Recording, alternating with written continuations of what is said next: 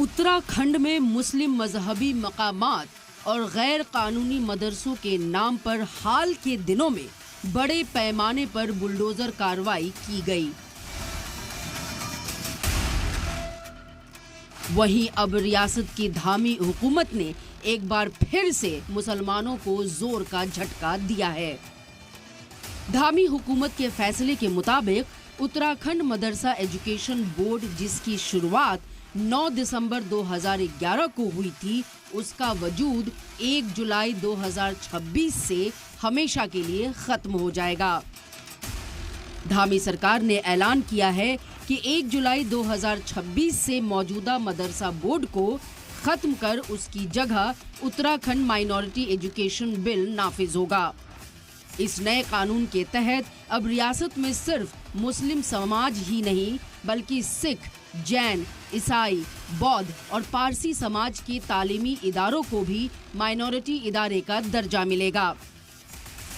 धामी हुकूमत के इस फैसले पर उत्तराखंड मदरसा एजुकेशन बोर्ड के चेयरमैन और बीजेपी लीडर मुफ्ती शमून कासमी का मानना है कि इस फैसले से मजहबी तालीम पर कोई असर नहीं पड़ेगा।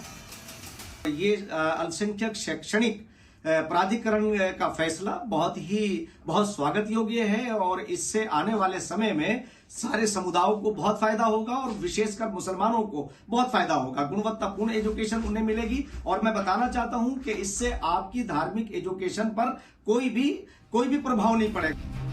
बीजेपी की एमएलए केतकी सिंह धामी हुकूमत के इस फैसले पर मदरसों पर ही सवाल उठाते हुए कह रही हैं कि मदरसे में एक खास तरह की तालीम दी जाती है जो मुल्क के किसी काम की नहीं है।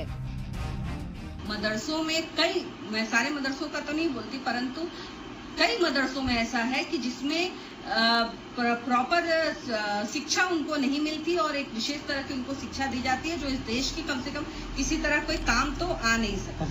तो मैं ये जरूर कहूंगी कि भाई धामी सरकार ने ये कदम उठाया है, यह उचित कदम है। समाजवादी पार्टी के लोकसभा एमपी अवधेश प्रसाद ने इस फैसले को अफसोसनाक बताते हुए गरीब बच्चों को तालीम से महरूम रखने पर अफसोस जता रहे हैं।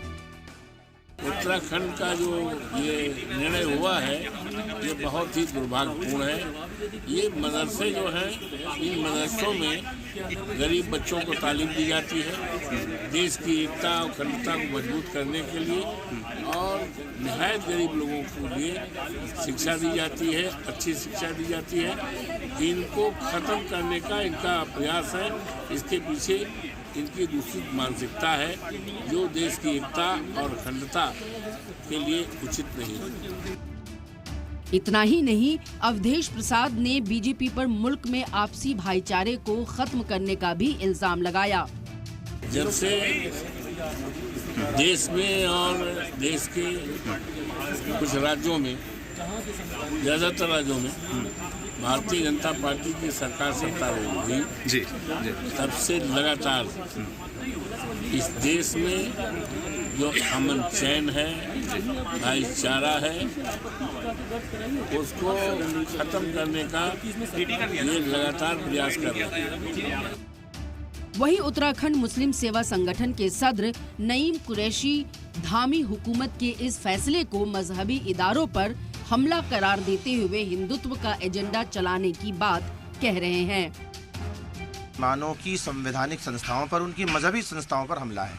कहीं ना कहीं जहां इस संविधान के दायरे में मुसलमान अपना कल्चर, अपना ट्रेडिशन, अपनी तालीम दे सकते थे, कहीं ना कहीं सरकार अपने हिंदुत्व के एजेंडे में इतने आगे बढ़ चली है कि वो संविधान को भी ताक पर रखकर ऐसे कानून बना रही है कि कहीं ना कहीं जिससे मुसलमानों को क्षति हो, उन्हें नुकसान पहुंचे। लोकतंत्र में विरोध करना संवैधानिक अधिकार है। विरोध सड़क पर भी होगा, संसद तक होगा, न्यायालय तक होगा। विरोध इस बार ऐसा होगा कि सरकार की आंखें, सरकार के कान, दिमाग सब खुल जाए। दरअसल उत्तराखंड माइनॉरिटी एजुकेशन बिल के मुताबिक अब मदरसों के सारे काम उत्तराखंड माइनॉरिटी एजुकेशन बिल के जरिए से होंगे। जो मदरसे चल रहे हैं उनको पहले उत्तराखंड स्कूल काउंसिल से मंजूरी लेनी होगी। मंजूरी मिलने के बाद माइनॉरिटी एजुकेशन अथॉरिटी में मंजूरी के लिए दरखास्त देंगे। यहां से मंजूरी मिलने के बाद वो कानूनी तौर पर मदरसा चला सकेंगे। अब सिर्फ मुस्लिम ही नहीं बल्कि सिख, जैन, ईसाई, बौद्ध और पारसी के तालीमी इदारों को भी माइनॉरिटी इदारे का दर्जा मिलेगा। उत्तराखंड मुल्क की पहली रियासत यही जहां यूनिफॉर्म सिविल कोड नाफिज है, यानी मुसलमानों के पर्सनल लॉ पर तालाबंदी पहले ही लग चुकी है। मदरसों और मजहबी मकामात पर बुलडोजर चल चुका है तो कई मदरसों को गैर कानूनी बताकर सील भी किया जा चुका है। अब मदरसा बोर्ड को पूरी तरह से खत्म करके हुकूमत लगातार हिंदुत्व के एजेंडे पर काम करती नजर आ रही है।